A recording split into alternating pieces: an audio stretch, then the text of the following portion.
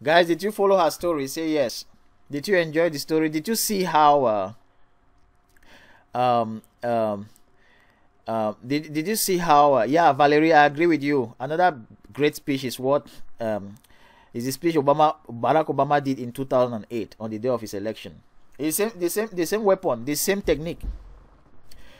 Sharing in the struggle of the people makes them to like you, to trust you, and to vote for you. So the same technique. So I want you to use this technique in your interviews, and I will show you how to do it. I also want you to use it in your resumes. I will show you how to do it. So let me explain now what's in that video that you did not notice maybe. So there is something called the story of the reluctant hero, if I can call it that way. So let me give you an example. Acne is an illness, is a skin disease. So many people suffer from acne. So their body is if you look at their body, you won't like it. It's there are certain things that there are certain stuff that comes on their comes out on their body, certain marks on their body that you will not like. They call it acne. So acne has a treatment. So let's imagine. So I'm now explaining the technique that is behind that video, behind that speech. Okay, so pay attention. So I talk about, it's what they call I can call it it's a term I can give to it. It's called the reluctant hero. So how you become a hero as an underdog. Many people like the David and Goliath story in the Bible because David was the underdog, and most people like to take sides with the underdog. So if you are in an interview, rather than saying that I'm the ultimate best, it's better to say why and how you became the ultimate best, and use struggles to show that you really struggled before you became great. In that way, somebody can connect with you. The hiring manager can connect with you easily. So you will not come out as bragging. So the old way that people usually use, that they say they brag and brag and brag, doesn't work any longer. When you brag in front of somebody, they don't like it. Naturally, we are naturally jealous. Okay, so I mean, again, I said these things are, all of us are wired this way. We are naturally jealous. So if you are talking to somebody and you are bragging, they become jealous automatically. There is no saint. All of us have this jealousy mechanism in us. So the way to appeal to an individual is to show them that, look, I have been like you. I have been in the same position before I became great. Okay, so I have been in a struggle. Again, the question you might be asking me is that, okay, how can I tell a hiring manager that I've been in the same position like you when he's already greater than me in terms of status?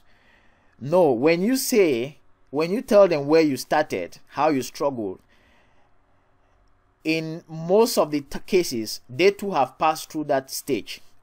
So the simple fact that they have been where you are or where you were at one time, they will connect with you, they will understand you, because they will understand that you are saying the truth, because they can remember one time in their life where when they started their career, they too were like you, or they too had been in the situation you just described in the story. So it works for everybody, and I will show you how to apply in the case of a job interview. So this is not theory. I've already applied this principle. What my last student was Gladys Tata, who just got a job. These are some of the things I taught her. I told you that I did this communication superpowers beta test with her, and I showed her all of these things. This is powerful. This is like voodoo. So pay attention here. So I call it the reluctant hero because it appeals to the backstory. So an example here is, I was talking about the acne treatment. So let's take two doctors. One doctor says that I have created a medication that cures acne. Another doctor says, I suffered from acne when I was a child, and I hated my body so much. I was ashamed when I stood next to my friends, and so I said to myself, one day I would devote my life to find a cure for acne. So when I finally graduated from medical school, I abandoned my family for 2 years. I locked myself up in the laboratory just to figure out a cure for acne. And finally, I found the cure. This is it. It is now sold in all the pharmacies in the country. You can get it. Which of the two doctors would you select? Number one, who just says, I have created a cure for acne that works, or number two, who told you that the cure I have for acne is the greatest because I suffered before looking for it, before having that cure, before figuring out the cure. I went through struggles. I suffered from acne myself. So it was a moral obligation for me. It was an emotional mission for me to figure out something, because I want to help people who are suffering just like myself. Which of the two would you believe? Number one or number two? Type the number. Number two. Okay, so this is the power. So in your case, Sesh, if you want to say you are one of the greatest project managers, you need to tell me how you suffered with projects, how some of the projects even nearly failed because of lack of knowledge, how you started investing in certifications, invested in forums, talked to other professionals worldwide, and finally it started working for you. You finally ran a project that was supposed to be delivered in 3 months. You delivered it in 10 days. So this is what I'm talking about, okay? Because if you don't understand the background, the concepts, most of the time when I say some of those things, you don't take them seriously and you don't see the power. I wanted to show you guys that this stuff is used by all the greatest speakers in the world. They use these formulas. Anybody getting me? Say yes. I'm getting silence in the class. I want to be sure that everybody is getting me, because this is stuff I don't want to repeat again as we go. Hello? Yeah, okay, good. So this is another example. Another example is Trayvon Mother's mother. Trayvon Martin's mother. Trayvon Martin is one young guy that was killed by a gun by a guy called Joe Zimmerman. So the guy, they fought in the street, and in the course of them fighting, he was shot down by Joe Zimmerman. So the case caught the interest of the media, and it was a big issue in the media. So out of that incident, Trayvon Martin's mother has become almost a celebrity, because now she has become a gun activist. So she's fighting against guns. So I want you to observe her in front of an audience, and another lady who also says that she's a gun activist. So lady number one says that I'm a gun activist, and lady number two, who is Trayvon Martin's mother, tells you that my son was killed by a gun, through gun violence, and that incident was so devastating to the family and to the entire public and sympathizers, and that it has made a lot of news, and people have sent me thousands of letters of consolation. And I said to myself, I don't want other people's children to be killed like mine. So I became a gun activist. Whom of the two would you listen to? Number one or number two? If it is number two, type number two. If it's number one, type number one. I want to make sure you're getting the concept here, guys. Will you listen to the first lady who just said I'm a gun activist, or will you listen to Trayvon's mother, the second lady who explained to you how a child died from gun violence, and how she went all this stuff, how people sent out thousands of letters, how the media talked about it, how she was interviewed on CNN, all of that? Who will you listen to? Again, this confirms, it's also in line with one of the principles Napoleon Hill, the author of Think and Grow Rich, said. He said, in every adversity, there is a seed of an equivalent opportunity. Okay, so anything that happens to you in life, whether it's a struggle, whether you've been struggling today to look for that high-paying job you want, we can package all of that to sell it to any manager, and that will automatically position you as an expert and as a hero. And I'll show you how to do it. Valerie just made a comment that another best speech is that of Barack Obama in 2008. So there is no need me talking about the Obama factor, because Obama factor here is, why is Obama so popular in the world? Because there is the tendency of the world to side with the underdog. Obama is the first black president, so it was something that was impossible to happen, and that's why everybody in their mind would love to be the president of the United States. But when they look at their color and they look at the fact that they are coming from a humble beginning, if they are not a black, if they are white, and they see that they are coming from a humble beginning, from a middle class like Barack Obama, they say, okay, middle class guy, it would be a great idea to be a president, but I don't even want to think about it because it's impossible. But one day I see a guy coming up and telling me that, look, I can be the president, and he finally became the president. And he tells his story, and he shares the dream, he shares his struggle. That's what creates the Obama factor, the popularity that Obama has in the world. So you can use these techniques in anything you do. So let's move on. So the next thing is leveraging story powers. Is the three part of a story. So there are three parts of a story that you need to master. There is first the challenge, then second there is the struggle, and then third there is the resolution. So whenever you are speaking in an interview, you should structure your answer in these three parts. Just like if you watch the Michelle Obama speech, you realize that more than half of the speech was talking only about her struggles. So other people will do the opposite. They will talk more about their victory than their struggle. So you need to pay more time. You need to give more time to your struggle part of your story before talking about the resolution and the success. So if you want to communicate to a hiring manager that you are good at a certain skill, don't tell them that you are good at that skill. Tell them that you used to be very bad at that skill. Show them the embarrassment that it cost your company. One of those embarrassments might be the embarrassment they are even experiencing at the moment in their own company. And if you can tell them that the embarrassment you are experiencing now, I have already experienced it, they will bond with you. They will trust you because they know that you know what they are talking about. You know their problems, and if they hire you, you will come and solve it. Okay, Henry says I has problem with time. Okay, Henry, no problem. You can leave the class if you know that you are going to a dangerous zone. We'll send you the video of the class. Let's pray that we don't have any technical issues with the recording. Okay, so guys, so I was explaining the three parts of a story. So I will talk about the challenge, the struggle, and the resolution. And when we were focusing on the one-on-one session, so in session 2 of this module and session 3, I will be taking each person in the class.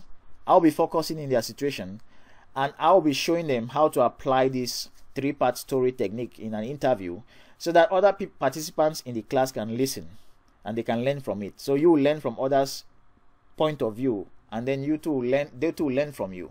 So when you learn from 9 other people, it makes it more powerful, because you now understand. You become a master at these things. Well, I won't use the word master, but at least you'll be way up there, more than 99% of people who have never heard of this type of information. So so now so I'm talking about the three parts of a story. If you want the story designed to influence people, structure it starting with the challenge you had when you first started, how you were not so very good, how you were bad, and then talk about the struggle. You see, I've put 3 stars on the struggle because that's where you need to insist. You need to spend a lot of time on your struggle part of your story, and then you need to go now to the resolution.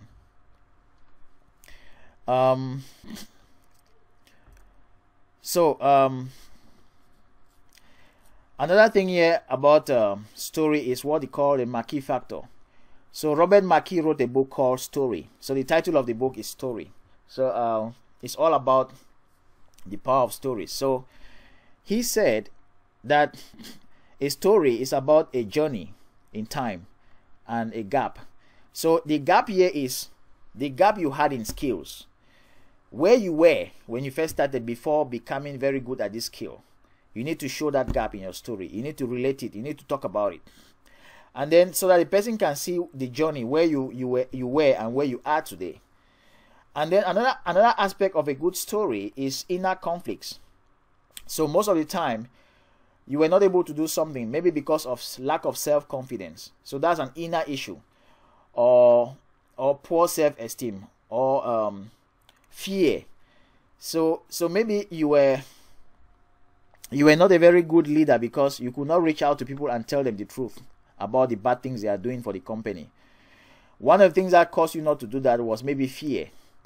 And when you finally work internally on your fear, you realize that as you conquer that fear, you were able to go and talk to people, tell them what is important, and that was an inner conflict you overcame. And then there's also external circumstances. So let's say you were in a company where the company was losing money. They did not even have time to invest in some of the general conventional tools that are being used to solve that type of problem. So instead of you asking them to give you the tools to solve the problem, you devise your own special means to solve the problem.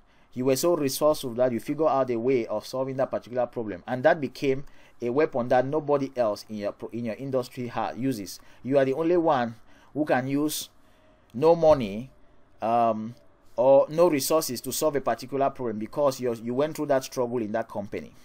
So those are things we call external circumstances.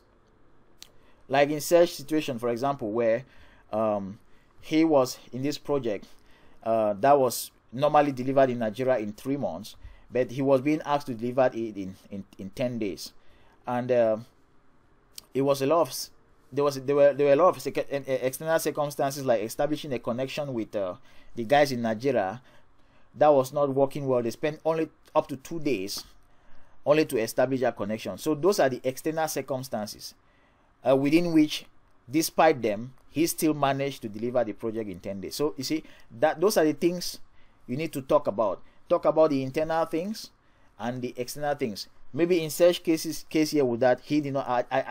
Somewhere in his story he would say, "Trust me, I didn't believe, because I was afraid that what would happen if we don't meet up with these 10 days." In my mind, I knew that it was impossible. So those are internal issues. If you are telling your stories and you cannot tell what you felt internally, it will not be so good. It will not be so powerful. So if you watch Michelle Obama's speech, she shared her internal conflicts, the things she was feeling internally, and the things that were external. She talked about the family she grew in. She talked about the car Barack was driving in. It had a hole. She could see the pavement through the hole. So all of those things, those are external circumstances. Okay. Another thing is the answer code. How to just start a conversation without even thinking. So I'll teach you how to use drama. Okay. So it's like somebody say, why do you want me to hire you? Instead of say you say, ha, wow, that's a very interesting question. When you say, wow, that's a very interesting question, you are pushing yourself out of embarrassment to start. So you are using that embarrassment as a drama. So although you are embarrassed, you are playing through it as a drama. Okay.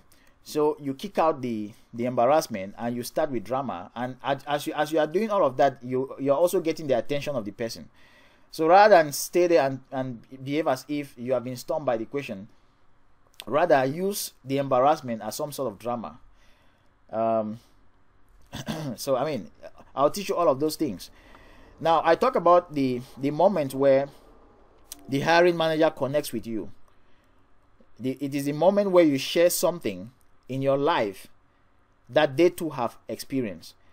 At that moment, they say, aha. If you watch the people who were listening to Michelle, those ladies, if you see in their face, they were nodding their heads, they were opening their mouths, they were saying, yeah, you are saying the truth. That's what I call the aha moment. So the hiring manager will reach that moment when you share your story of struggle with them. And then finally, you go to the end point. So you structure your answer like that. And then finally, there is what I call the connection and acceptance type of communication. So Communication is about relatability. If somebody is listening to you and they cannot relate to what you're saying, maybe because they have never experienced it, or you cannot break it down. Like I showed you about comparing the unknown to the known. I showed you all the techniques to use in the previous 6 secrets. If you cannot make it that way, it will not be relatable. It will not be authentic. If you watch Michelle Obama's speech, it was authentic because it was a story. There is no person who can tell their own story without being authentic or truthful. So in your eyes, in your face, if a hiring manager is listening to you and you are telling them your own story, you will come out as naturally authentic and they will believe in you. And if you are transparent, I always tell people that one of the techniques of making somebody to trust you is to stand naked in front of them. So a husband will mostly trust the wife because he or she has seen each other's nakedness. But that is metaphorical, what I'm saying here. It's like, I'm saying here that I'm not saying that you should stand naked, but I'm saying that you should share some of your intimate things with somebody you want them to trust you. If you can share some of your intimate things with them, they will instantly trust you. So if you are trying to build a relationship with somebody who is strange or somebody who is new, take time to share some of the very intimate things about you. Share some intimate things about you, and they can start trusting you. So it is the same psychological trigger that plays in when you are in front of a hiring manager and you are sharing your stories. Even though you used to be bad, you are not ashamed of sharing it. It is those things. It is about that being naked in front of them that causes them to trust you. Are you getting me, guys? Say yes. Guys, if you are getting me, say yes.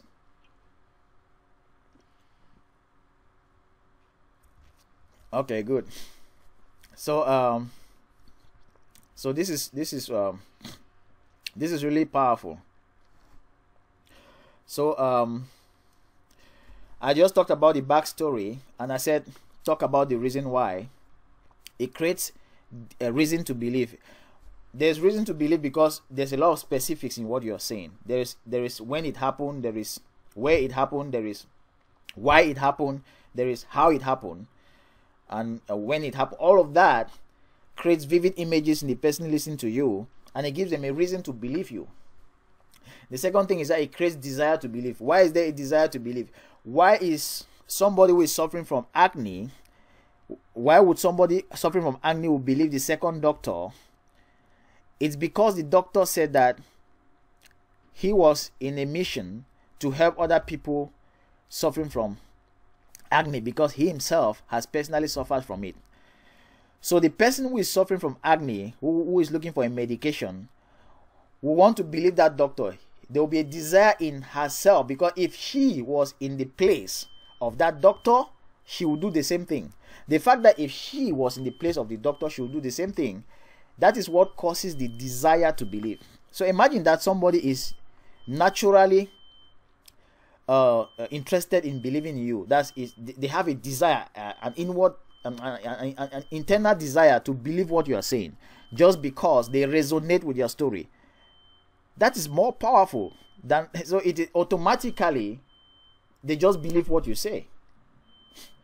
Because one of the biggest obstacles in getting a job is that you say things that people don't believe. So for example, if I have 100 resumes in front of me, I will see phrases like great team player, excellent communicator. I will see it recurrent in like 95 out of the 100 resumes. But when I see another guy who tell me that, okay, I had a problem communicating, or a communication technique I learned after years of being a poor communicator and being embarrassed in front of the class. If I see a paragraph like that in his resume, I would trust him than to trust the other guys, the 95 guys who tell me about being excellent communicators.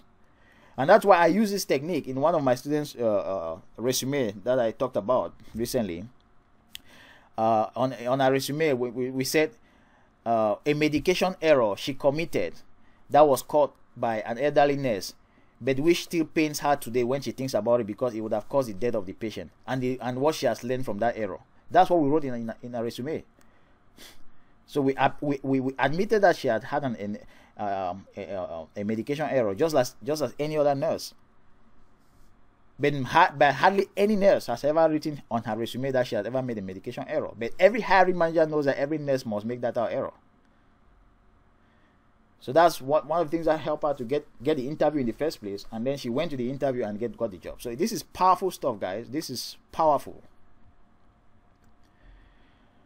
Okay, I think we've done a lot, too much for one session, right? Yeah, too much, I know. Okay, guys, so another thing is this: when people see images in what you are saying, it creates reason to believe. So let me give you an analogy. Imagine that you see a guy who stops in a car, black car, and the guy comes out, and immediately car stops. 4 guys comes out of the black car. So the car has 6 doors. 4 guys come out from the first 4 doors, and then come behind. One of them open the doors behind, and the guy step out. And immediately the guy steps out, a group of journalists with microphone and cameras standing nearby are rushing to the guy, putting a microphone towards his mouth for him to say something. If you are somebody who is nearby watching that scene, what will you say about that guy? You probably say he's an important personality or a celebrity, right? If you say yes, say yes, or type yes. So if you watch such a scene going on, what will you say? Now, you don't know anything about this guy. You don't even know whether he's staging all of that. But what will you say? You will say this guy is a celebrity or a very important person. If that guy came and asked you that, okay, would you do me a favor, please? Can you help me? Would you be able to help me for a day to take care of my kid? What will you do? You will say yes, or you say, okay, I can show you somebody who can do it for you, because you want to create friends with that guy, because that guy has positioned himself as a celebrity. So this guy used a story to influence you. The story is the images that you are seeing in that scene. So it's the same thing that happens when you use your backstory. When you use your backstory to say, okay, I used to be a very poor communicator. I was embarrassed in class one day, and the day I saw one guy was giving a hug and a kiss by one of the most beautiful girls in our class. That day, I decided to become the best communicator I can ever be. I have seen a movie. So you don't even need to tell me at the end that I'm a good communicator. Just from that story, I will conclude that you are a good communicator, because just as celebrities will come out from a black car and 4 guys will come and open the door, somebody who is a good communicator knows that you'll be embarrassed if you don't know how to communicate, and then you will always admire or envy those who are good at communicating, because you will see how they are being given a hug in the public. So there is enough reason, enough evidence to prove that you know what you are talking about, because of your backstory. Okay, does that make sense?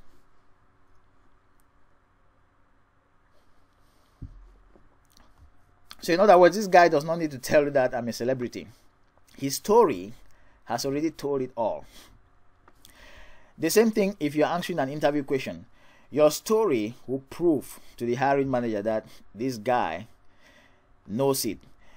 The example of the nurse, I told you that we used the backstory of the medication error she committed that almost killed a patient, and what she learned from it. That particular statement proves to the hiring manager reading that resume that this person knows something about medication errors, and I'm sure she has learned a valuable lesson, because when you say it almost killed a patient, the person reading it, their adrenaline goes up. There is the emotion of fear, and the fact that they are in that emotional state, they tend to accept all what you're saying. In other words, you put them in a hypnotic trance.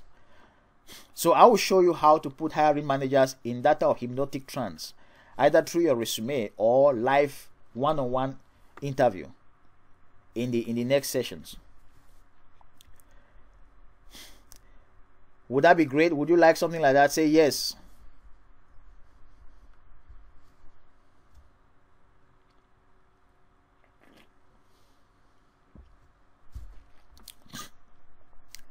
Henry, yeah, okay.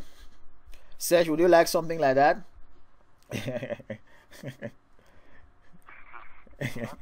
Okay, good. Okay, so so that's how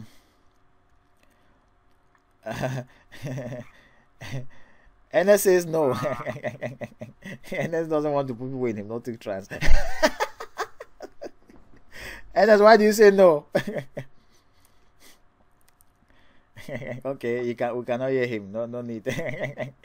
Okay, now we come now to one of the final things. He talks about I talk about the three-part trust mechanism. So I've already shown you that, okay, all of us have this three-part trust mechanism because, one, we are always in empathy with things that we've gone through. So if we've gone through a certain struggle, we always empathize with other people who've been through the same struggle. So all of us are wired with empathy. But I will not just be empathic for any type of story. So if there's a story that does not have the type of struggles I've gone through, I will not be empathic with it. But I have empathy in me. So it is all left now to you to figure out the things I'm empathetic about as a hiring manager. Number two, emotions. All of us have emotions. It can be the emotion of pride, all of us. So many people tell you that I'm not emotional. No, maybe one of your emotions is pride. It's still an emotion, and you take pride in telling people that you are not emotional.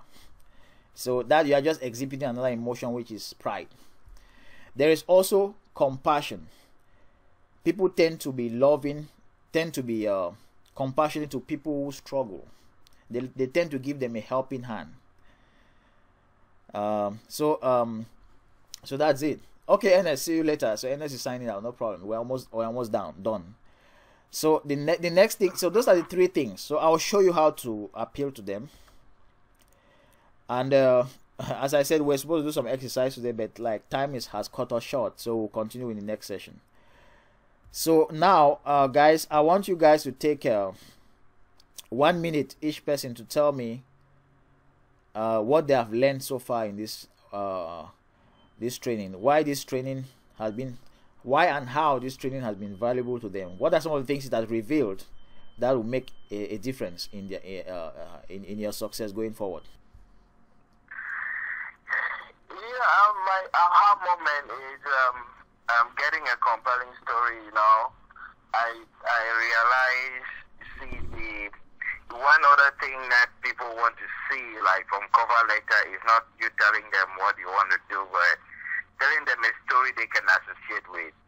You know, if you ever have to read a cover letter, I think bringing out a story that they can associate with will get people wanting to listen and wanting to know more about that story. You know, not actually like.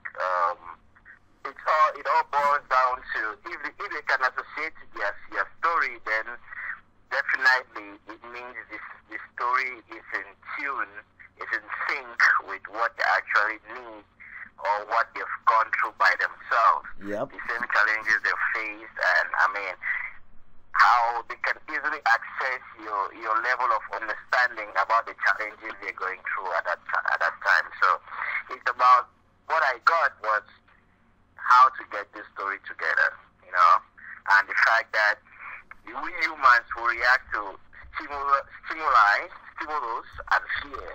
You know, our level of reaction to every situation is directly proportional to the level of fear we have with respect to that issue.